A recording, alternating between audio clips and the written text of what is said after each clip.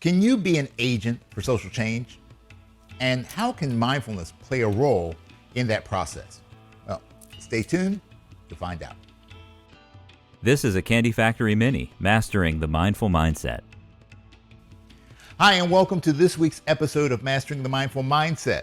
I'm your host, José Johnson. Today, we're going to talk about ways that you can use mindfulness as a catalyst for social change.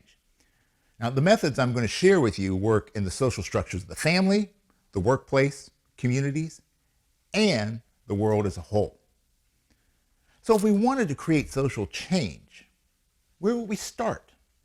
Would it be with the government passing more laws? Would it be with our workplaces instituting new policies and updating vision statements? Now, while these things are certainly a part of the process, they're not the starting point. The start of any large-scale change will always start with the smallest possible level, and that is the change of the individual. And one of my favorite quotes is from Gandhi, "Become the change you wish to see in the world." And the reason I love that quote is that it's an elegant solution. An elegant solution is a solution that provides the maximum effect with minimal effort and resources. So how do you create global change? Through individual change. It starts with one person. And given enough time, that change can create the desire for change in others. Now, we should all be aware of the nature of epidemics by now. How it can only take one person to infect and affect many others. Now, it's the same thing with change. It starts with one. Then there are a handful of people that have the same mindset, and that group grows larger and more influential, and so on and so on. That is how global change occurs. So what does this have to do with mindfulness? Well, according to research, mindfulness can help create positive societal changes by increasing pro-social behavior. Janice Martirano, the founder of the Institute of Mindful Leadership, says when the mind is trained to be fully attentive, even in the midst of chaos, we have the space to more wise and conscious choices. And according to Todd Peace, Executive Vice President of Operations and Mobility for Salesforce, mindfulness is a super skill that brings out the best in people. And in my humble opinion, mindfulness is the most crucial ingredient in the prescription for our social woes. So let's look at 3 ways that mindfulness can benefit the process of social change. One of the major benefits that an individual receives as a result of regular practice of mindfulness is an increase in awareness. Now, some people refer to this as being present, being in the moment, but it's much more than that. When we're truly aware, we see things as they are. We are focused on the task at hand. We aren't distracted by the noise that surrounds us, or most often, that's within us. And when we can do this from a place of acceptance, of non-judgment, then we can make a clear and accurate assessment of where we stand. Because you can't successfully create change if you can't successfully measure it. And you can't measure anything accurately without some type of baseline. You need to be clear of your starting point.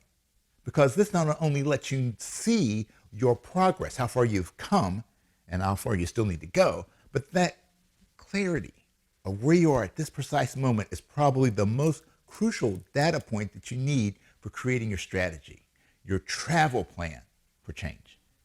Now, on the personal level, awareness gives us clarity. And the same thing is true in the context of social structure. When we become mindfully aware, we are no longer blinded by the narrative we present about things. Now, some may call that PR, some say it's propaganda, some call it spin. I just call it like I see it. It's the BS. When awareness is the standard, we gain the gift of objectivity. We can acknowledge our strengths and our weaknesses, our successes and our failures, without the emotional overlay that we use to either boost or protect our fragile egos, our sacred beliefs, or our national pride. We can begin to operate from a place of truth, not just a story that we tell others and so desperately want ourselves to believe about our current situation. Mindfulness practice allows us to accept the present moment for what it is, with clarity and without judgment, without undue fear of the future, and without desperately clinging to the ways of the past. Being a part of a social structure requires us to work with others, or in the grander scheme, to coexist with others of differing wants, needs, and beliefs. And to successfully do those things, we need to have empathy. Empathy allows us to understand others on a deeper level, on a level beyond logic and reasoning. Empathy helps us to better identify with the emotional reactions of others, even though our reaction to the same situation might be different. Research has shown that mindfulness is linked to social cognition. Now, that is defined as the mental operations that underlie social interactions, including perceiving, interpreting, and generating responses to the intentions, dispositions, and behaviors of others. So basically, it's our capacity to understand ourselves and others. Research has confirmed that people who practice mindfulness have a higher degree of empathy, a decreased level of negativity bias, and improved theory of mind skills. Theory of mind refers to a person's capacity to assign mental states to themselves and others, things like intentions, values, desires, and also to understand that others can have different mental states than their own. Social interactions can be complicated enough, and misunderstandings can make them even more difficult to manage. We have a much better chance to respond to situations appropriately if we can create correct theories about what other people are thinking. If we want to better communicate and interact with others, it's necessary for us to understand their mental states and take into account how those mental states can affect their decisions and their behaviors. And that's what empathy does for us. But empathy alone doesn't do the trick. It's not enough to understand how another person feels. That knowledge must be put into action. And one of the best ways to do that is through acts of compassion. So what's the difference between empathy and compassion? Well, when we have empathy, we understand how another person feels, and we recognize how those feelings can drive their actions and reactions. When we have compassion, we are moved to action. When we have empathy and see someone in pain, we can understand what they're going through and how it might feel. But when we have compassion, we're motivated to help them in easing their suffering. But here's the deal. It's often hard for us to show compassion to others when we're hurting inside. And this is a perfect example of the power of Gandhi's elegant solution. To show compassion for others, we must first give it to ourselves.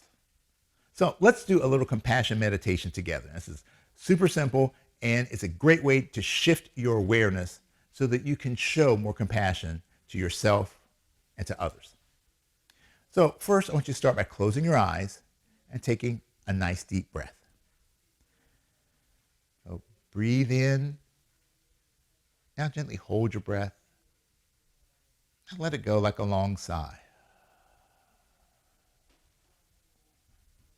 And again, taking a nice deep breath in, holding it gently, and then letting it go.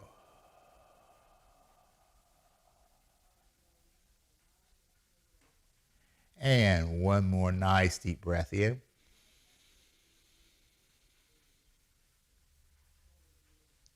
Hold it gently. And then let it go.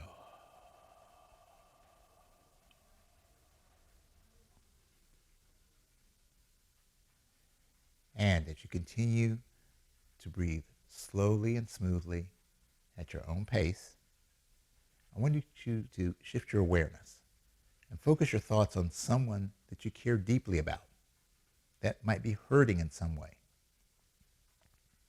It may be a family member, a loved one, a good friend.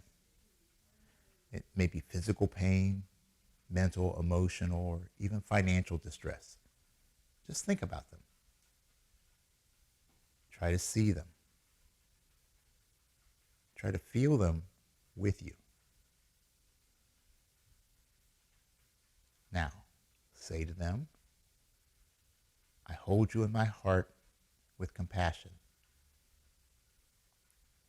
May you be free from pain, suffering, and sorrow. May you be well, happy, and at peace.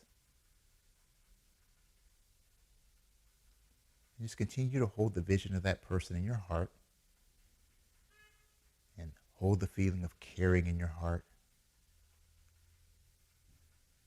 Now, turn your awareness inward to yourself and say to yourself,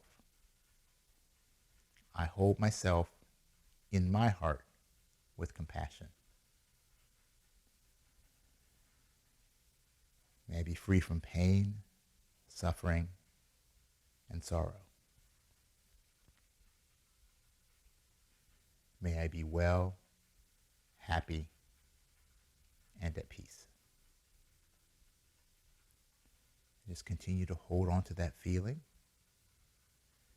Now, just think about someone that you interact with, but you maybe don't really know. Maybe it's the server at your favorite restaurant, or the person that you just passed on your daily walk. Think about that person. And know that they may be dealing with difficulties in their life at this moment.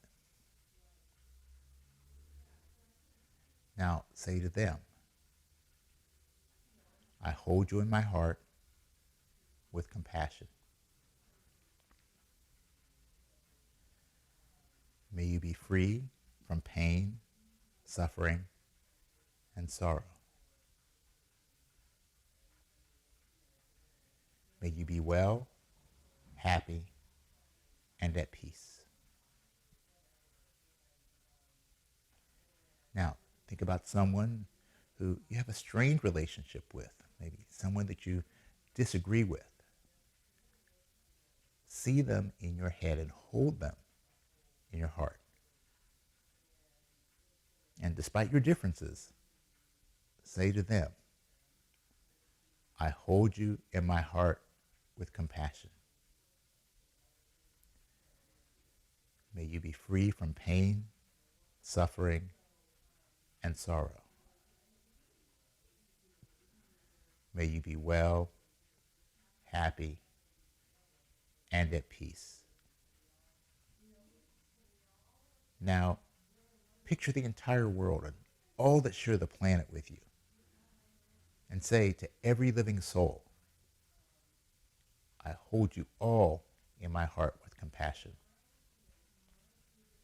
May you all be free from pain, suffering, and sorrow. May you all be well, happy, and at peace. And now take one more deep breath in. And as you gently hold your breath, continue to hold on to that feeling of openness, the feeling of caring and compassion. And as you slowly exhale, open your eyes and see the world through the lens of compassion.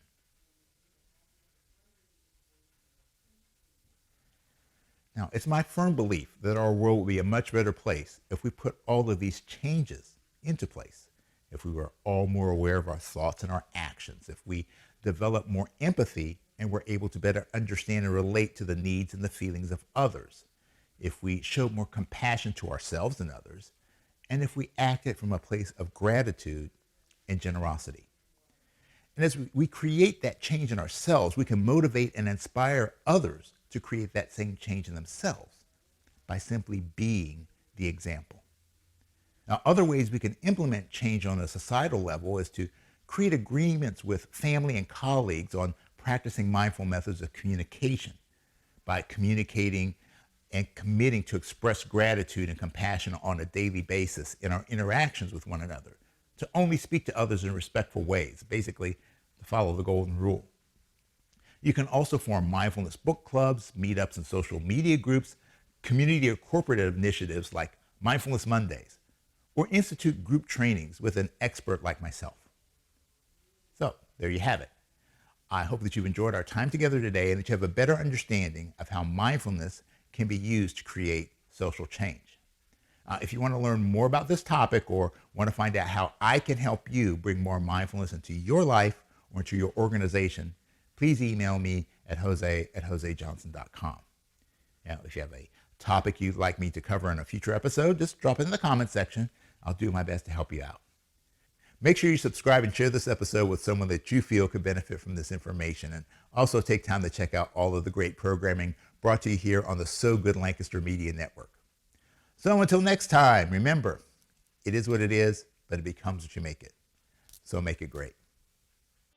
Mastering the Mindful Mindset is part of the Candy Factory miniseries and is a proud member of the Candy Factory Collective. Learn more about José at his website, josejohnson.com. Mastering the Mindful Mindset is produced by the Candy Factory Collective for So Good Lancaster, another great project of the Candy Factory, a co-working and social club in Lancaster, PA. Production support by Jason Mundok and Anna Tran. Administrative support by Ann Kirby and Arianna Henderson. Find out what makes Lancaster so good at sogoodlancaster.com. Candy Factory. Collective.